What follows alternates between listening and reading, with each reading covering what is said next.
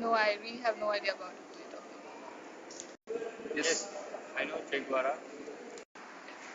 Che Guevara, I think he's a revolutionary. Yes, of course. Sorry, I don't have any idea. Yes, I'm aware of him. I don't know who it is. Yes, sort of. Che Guevara, I've not heard of him.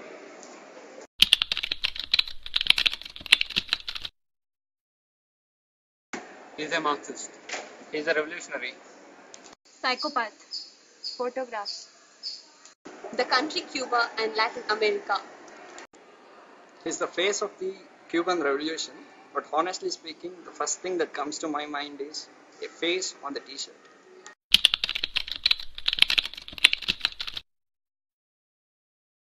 He opposed US capitalism and he wanted to make sure that every person in his country are equal.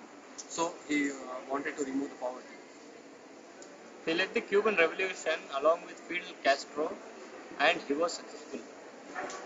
Those people who went against him, he used to charge them and kill them brutally. So he killed thousands of people and he's a mass murderer. It's also known as Guerrillero Heroico. It's the world's most famous photograph and used in t-shirt and hats and all. It's merchandised successfully and I can see people walking with these t-shirts. He led the Cuban revolutions along with Castro and he wanted to do the same thing with all the other Latin American countries. As I told, he was the face of the Cuban Revolution. He left such a mark in this world that now he had become the youth icon and face of the freedom.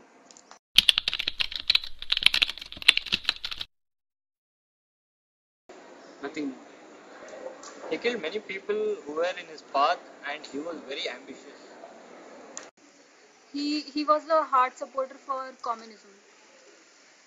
He wanted to bring equalism in people's lifestyle. He wanted to treat South America as a one country.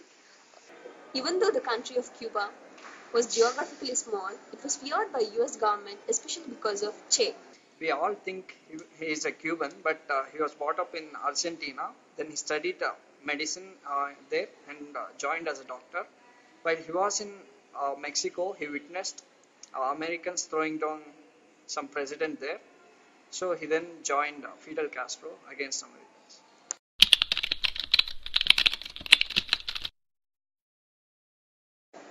He was a good man.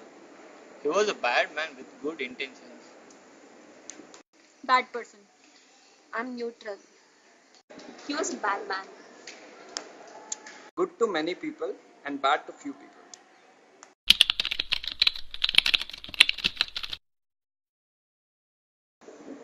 He was a good man with good intentions, but in the way to achieve his goal, he had to kill people.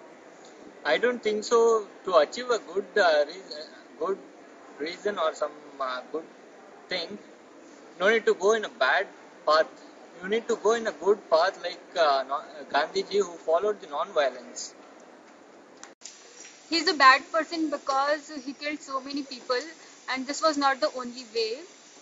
He is considered as a terrorist by the Western countries and according to me, he was a cold-blooded executioner. His thoughts were good, but he didn't implement it properly. His ideals were too extreme and he could not achieve all of his ambitions, and the people who revolted against him were killed. After the Cuban Revolution, he became the financial and industrial minister for Cuba, and he successfully spearheaded the literacy campaign, which he was quite successful. And he tried to eradicate poverty, and he helped a lot of people. That's why he is good. And for a small country like Cuba, it made a mark on this world because of him.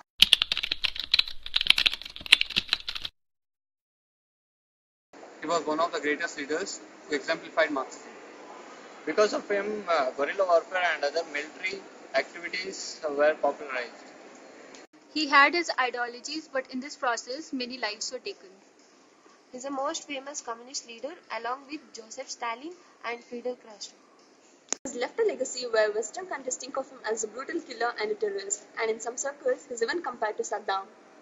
He's a multi-talented person. He was an author, physician and a revolutionary. He is much remembered for his motorcycle diaries, but according to me, he is a Buddha turned Robin Hood. Thank you.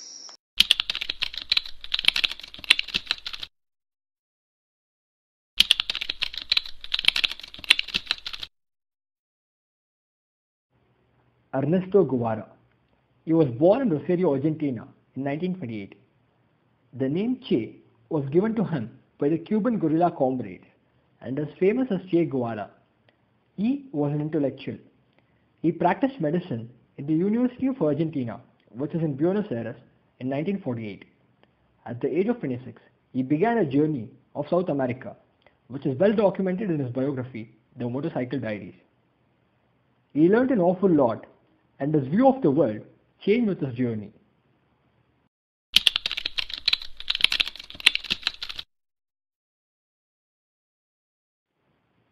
The Cuban Revolution was planned by Che Guevara and Fidel Castro when they met in Mexico. They knew that the Cubans were against the American way of life. Castro, along with Guevara, successfully defeated the corrupt dictator Batista, even though their armies were outnumbered. They introduced a whole lot of social measures when they came into power, such as land reforms, literacy, and free health. But amidst the euphoria, Che, who was the commander-in-chief, executed thousands of people in Cuba who supported the Batista regime. 400 people were killed in the city of La Habana alone. But the Cuban Revolution made Che Guevara as someone who prepared to fight and die for the cause of the world.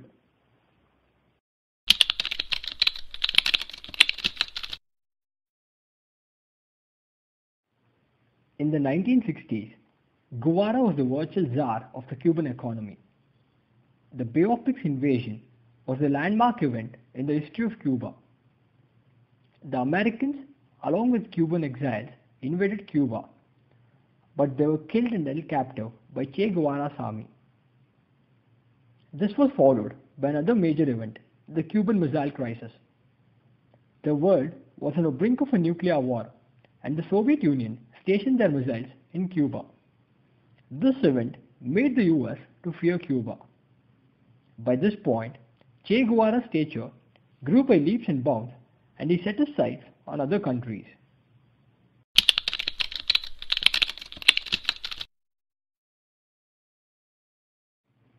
There was an ongoing conflict in Congo, and Che Guevara began a sojourn of Congo as he had the support of the Congolese rebels. The CIA, South African mercenaries, and the Congolese army tracked Guevara's moves and did not allow Guevara to stamp his mark in the country of Congo.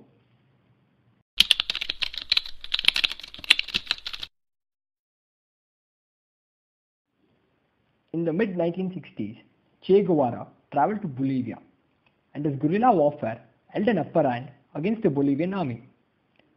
The Bolivian army was poorly trained and ill-equipped. But tracking Che Guevara's moves, the US government assisted the Bolivian army. And to make matters worse, the radios that Che Guevara and his associates were using were faulty. This cut the nexus between Che Guevara and his associates.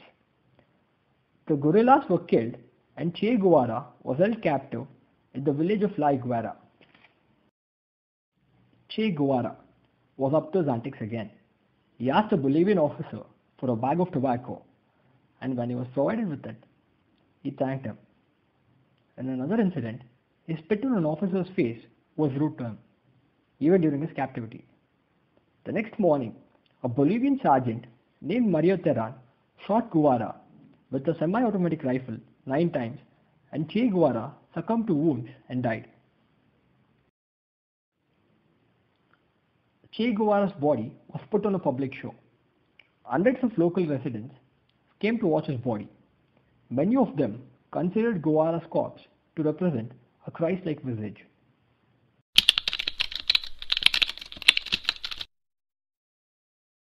Before I start with my opinion of Che Guevara, I'd like to say that he was referred to as a cold-blooded terrorist, a mass executioner by the Western countries. And even today, the Cuban exiles call him the Butcher of La Habana. But Nelson Mandela calls Che Guevara as an inspiration to everyone who loves freedom. and Malcolm X calls Che Guevara as one of the greatest revolutionaries of all time. Coming to my opinion of Che Guevara, he has left a lasting legacy, which can be seen through his photograph, the Guerrillero Heroico.